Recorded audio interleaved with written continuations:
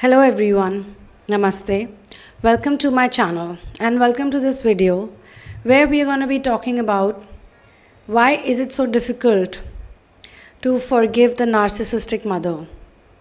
Actually, this video is more about forgiving the narcissistic mother is not easy.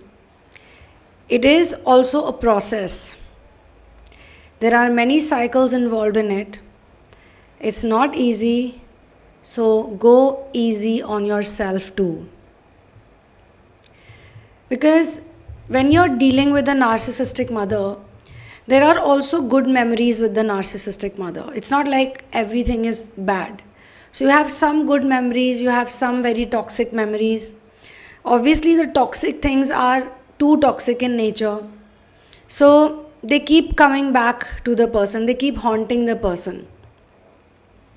When you're in the healing journey, when you're in the ascension process, one thing is very important to know is the sun and the moon. In your astrology chart also, if you fix these two planets, everything gets fixed. But these two planets are connected with sun and moon energy. Basically, father is the sun and mother is the moon. Mother and moon also is connected with a person's emotions. So we see in ascension there's a lot of up and down. Why this up and down happens is because you forgive the narcissistic parents, which is not an easy thing to do. Then you are in harmony with them, you're in a harmonious situation, and then something happens. Again something happens. And then it's like a downward spiral again. Again you heal. Because the child is also in the ascension process. Ascension itself means going up. Since childhood, this child, the one who's listening, who's now an adult, also has a gift. The gift of growth, the gift of evolution, the gift of awakening. So no matter what happens, no matter what the situations are, the child also will ascend. So the parents do something, the child gets hurt, but the child will still ascend. As in, the child will evolve, child will forget about it, be happy again. That's the nature of this child. Otherwise, how would this child be in the awakening process? Why would Mother Kundalini be so fond of this child and would say that, okay, you deserve this, you deserve the best? So the child is intrinsically inclined to forgive and move on. While the parents are continuing to be narcissistic, to be toxic, we also have a bond with the mother. All of us have bond with the mother, stronger bond with the mother. They really love the mother. They cannot imagine their lives without the mother. But when this narc mother is extremely selfish and she is always materialistic, I won't say she's always selfish. When she is selfish, she is very selfish. She's not always bad. Maybe in some cases she is always bad, but she has the favorite child. She's very socially oriented. She has too much attachment with the social image, with the public image. To be honest, every case is different. Every person has a different story to tell, which is why I urge people to work on their individual scenarios and lives. You can get into therapy with me, you can get into one-on-one sessions with me, you can get hand holding, and I have a lovely therapy called narcissistic abuse release therapy. And there is one more therapy which is negative memories release. These two more or less are connected with narcissism and the aftermath of narcissism, helping a person get out of it, helping a person be more harmonious and be able to live through these things. And that's why I'm saying it's not easy. So if it's not happening that fast, if it takes time, if you have those episodes and those days when you are very frustrated, when you're very negative, where you're very low because of certain things that the narcissistic mother keeps doing. The narcissistic mother will keep doing those things because she cannot change. Only you can change. She cannot change. If she was able to change, then that would have happened years ago. How she can change is that she can get a better lifestyle or she can get more luxuries. Whatever she wanted, she is also going to get that because in all these years, she also has some goals and ambitions. Now, your goals and ambitions, as long as they match with her goals and ambitions, especially the materialistic ones, especially the ones connected to social status, you guys will get along very well. She'll never say anything to you, she'll counsel you, she'll be there for you. But after spiritual awakening, that is not possible. Your goals cannot be similar to other people's goals who are in the samsara, who don't want to get out of the samsara, no matter how religious they are, how many rituals they perform, whatever it is, how many temples, how many times they go to the temple, how many times they worship God, that's a different thing altogether. And it's also something called destiny. You are also planted in that place because of destiny and because of karma, which is why many times you feel that you're not the favorite child of the narcissistic mother, and that hurts you because she is not going to support you or favor you the way she's going to support the favorite child. Or maybe it's your illusion, because when you become stronger, when you become somebody who has more conviction, the narcissistic mother, just like everybody else, has to accept you for who you are. But it is not necessary that you guys are going to be like really close friends and things like that. Maybe before your awakening, you were very close to your mother and not so close to your father. But suddenly you started seeing your father as a person who was probably a victim, also of the narcissistic mother. You realize that he was not that bad a person. But that's only because awakening is going to show you another angle. Most probably, if you have a narcissistic mother, you're also going to have a narcissistic father, especially if they've been in a very long-term relationship with each other. And as I said, every case is different. So I'm just doing a collective reading. How to make it a bit lighter for you. How to make this forgiveness situation easy on you is by, first of all, surrendering to source. You have to surrender to source. And what the narcissistic mother doesn't tell you or doesn't give you, you have to give it to yourself. You have to be your own mother. You have to take care of yourself like you're going to take care of your child. So think about it. If you're a mother and your child is depressed, your child is low, your child is not able to feel good about his or her life, how are you as a mother going to talk to that child? What are the words you're going to say to that child? And I'm also going to add a beautiful thing. I feel most divine feminines have a divine mother energy in them. Most divine feminines have it. This is the reason why they are able to counsel people so well. And they're very good with children. They're very good with animals. If the divine feminine is going through a bad day, but somebody walks up to her and says, "Can you please give me advice?" she is going to give that person the best advice. Has to be also a type of person who's looking for good advice. If she goes on helping people unnecessarily, that divine feminines usually do when they are not healed. They are actually trying to help every single person out there, and they may have also tried to help their narcissistic parents to a big degree, or their siblings or family members or cousins or relatives or neighbors, and so on and so forth. But once you understand that you're not supposed to help anyone and everyone just like that, and also there are some people you're gonna do social service, you're gonna be doing God's work by helping them, because you know that they cannot afford taking help from you. And this, I'm talking to energy healers, tarot card readers, anybody who's in this profession, spiritualistic therapists, Reiki healers. You know, you get people who want to talk to you. Some people, you know, they need advice, they'll approach you.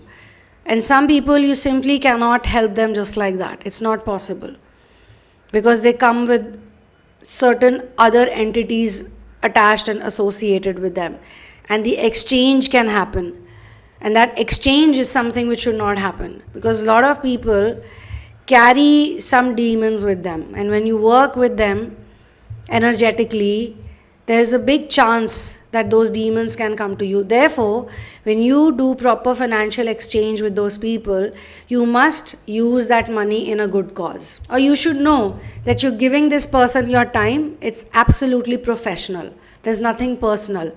Because when a divine feminine is not healed, she usually helps people on a very personal level, as if it's happening to her.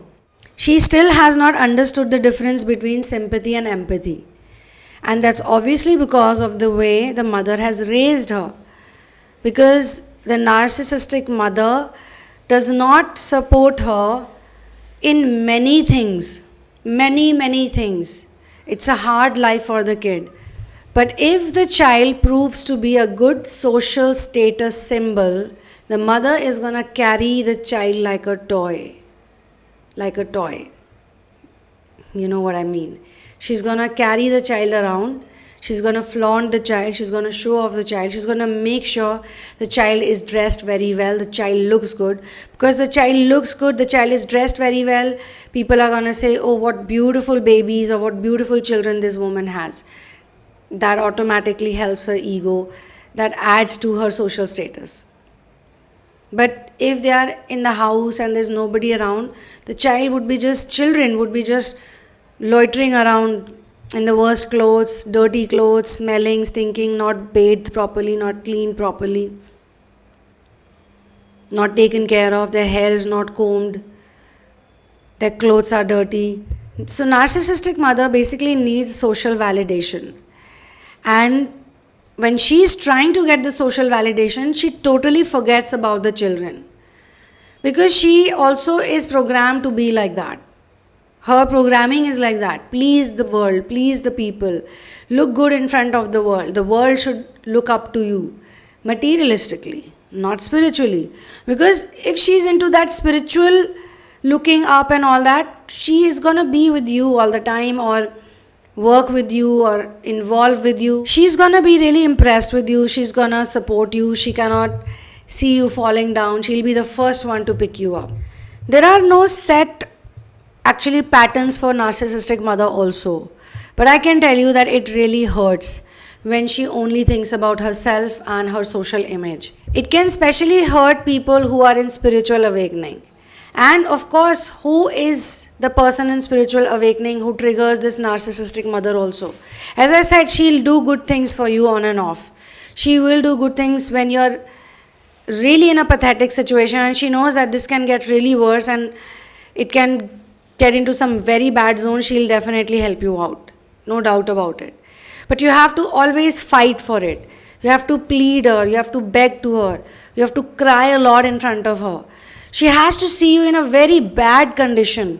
Only then she's gonna feel pity for you and she'll be like, okay, let me do something. Otherwise, normally you're crying, normally you're upset, normally you're angry. This is normal for her. Even in the childhood, the narcissistic mother would ignore and neglect the child for many hours. She would not take care of the child, which is why there's this energy around the child which makes the child more open for psychic attacks, demonic attacks, abusive people, abusive relationships, abusive friendships, toxicity. She's not protected. The child, she or he, will attract the teachers also like that, because the narcissistic mother has created the energy of lack of trust. Now, if you are constantly in that energy where you don't trust anyone, you don't trust the universe, your mother, the narcissistic mother, if you are resonating with this video, is like the bridge between you and God. So she has made you feel or fear that nobody is nice, because you did not know where that energy is actually coming from, of getting neglected or getting ignored or not getting supported or only being a trophy child. You have to use God's energy. You have to use it is what it is energy while you're forgiving her, while something happens between you and her, something negative that you go through. And when something positive happens, then also you should be okay with it. It should not excite you so much. It should not be like, wow, look, she did this for me, she did that for me. Same for narcissistic father. Usually narcissistic fathers are irresponsible. Usually they are abusive. Usually they don't care for the child. They only care about their own ego. They are very similar. Narcissistic father and mother are very similar. But yet they don't get along. That's the crazy part. Yet there is discord in the house. Yet the kids are constantly seeing the parents fight. Because both are on their own tangent. Both are very much concerned about their own image. Not the combined image, not the togetherness. So be your own mother. Take advice. Get into therapy. Heal yourself. It is a continuous process. You need hand holding sometimes. Because one day it's nice, but it's not necessary another day it's gonna be nice. So you need to be prepared for the day when it's not gonna be nice. And you also have to be real. In Ramayana and Mahabharata, there are two characters. One is Bharat and one is Yuyutsu. Bharat's mother is Kaikeyi, who's a very toxic mother. And Yuyutsu's mother is Gandhari, again toxic mother. Because they are both all about the ego and supporting the wrong child, the favorite child. Yuyutsu is the only one who doesn't support his brothers when they go and wage a war against Pandavas. Kaikeyi also, when she does wrong, Bharat comes back to his father's kingdom and he finds out about the truth, how Dasharath has passed away and how the mother has sent the brother on exile, his elder brother Ram. I mean, for Ram, it must have been difficult to get this punishment from Kaikeyi. But for Bharat, it was even more difficult because for Ram, she is still not the biological mother. The biological mother is still very supportive and loving. Father and stepmother have their own thing has resulted to this, whatever was happening between them. But for Bharat, it was really hard, it was really difficult. And he was very stern with Kaikeyi. He was not pleasing Kaikeyi. He never pleased Kaikeyi after that. He was so upset. He expressed everything the way it was in his heart. He was unhappy with his narcissistic mother, with his self-centered mother, with his mother's toxicity. For some of you, it could be a 50% empathetic mother, 50% spiritual, 50% narcissistic. So there are days when she's like amazing, but there are days when she's very materialistic and very like gossipy, and there's so much negativity around her. She's like talking about people in such a way, and then next day she's like bum chum friends with those people, those same relatives that she's speaking negatively for. Those are the times where you have to tell her that I cannot be attached to this type of energy that you're displaying right now. I'm not going to be a party to this. I'm not going to sit down with you and gossip. Or I'm not going to agree with everything you say. Fine, I'll go and sit alone. Or fine, I'll do my own things. But I'm not going to be a participant to this nonsense. Because this is the behavior that I do not appreciate, accept. Or I feel that it should not even happen around me. This is what Bharat did. Bharat told his mother clear cut. This is not acceptable, mother. What you did to brother Ram is wrong. How can you be so selfish? How can you be so blinded by materialism? Who are you harming right now? Your own husband, your own children, your own family members and your own son. No, you didn't get this kingdom for me. You got this kingdom for your own self. Because you knew that if your son is going to be the king, you will be on top. So don't give me this bullshit that you wanted this for me. You wanted this for yourself, mother. And I do not accept this. This is not motherhood. You're not a mother even right now. And Bharat did whatever he wanted to do after that. He did not care about whatever his mother did. He just went ahead and followed his heart. He wanted to reunite with his brother and he wanted to make everything all right. That was his only goal. And he did that. He stuck with it. And he never sat on the throne. For 14 years, his mother must have thought that what have I done? But he was stern. If you do something wrong, it's wrong. I'm not going to call it right. I'm not going to be even attached with you. Obviously, he must have missed his mother. He must have felt bad about whatever happened. But he never went and got so attached. He also did his tapas. While Sri Ram was doing tapas in the forest, Bharat was doing tapas in Nandigram. He was taking care of things, but he was in tapasya mode. He was wearing the same clothes that the brother was wearing. So that's how you should deal with narcissistic mother, or when she's in the narcissistic energies. Later on, of course, Kaikai changed and she also worked on herself, and Bharat was not probably that rude. But he did not change everything because of that. He decided something and he stuck with it. Same Yuyutsu did.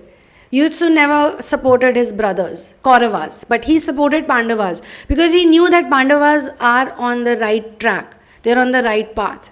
They're doing God's work.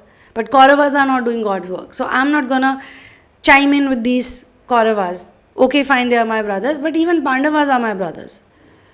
So I'm gonna be with God. I'm not gonna be with evil. This discernment you need to have, and this discernment can actually help your narcissistic mother also realize that she is wrong. But if you continuously accept everything and you go and pamper her and please her and cry, and you want to be associated with her, you want to be attached with her, you need a mother, you have to be so strong. As I said, you have to become your own mother. You have to make God your mother. You have to counsel yourself in the best possible way. If you cannot counsel yourself, if you cannot see things correctly, then look for a good counsel who can help you out in these situations and phases. You can get my book In the Name of Love, A Journey of Finding Your Ultimate Soulmate. You can get into one-on-one sessions with me. Remember, the narcissistic mother is also programmed. Probably she also has a toxic narcissistic mother. She had, or she has. She doesn't know what's the right way to be a mother. Kaikai also was raised by Manthara. Manthara was very loving towards Kaikai, but she was very materialistic and very toxic. So she never knew the right way to love a child or a husband or other people. The right way to live. I will see you in the next video. One love, peace out, and victory to Ram.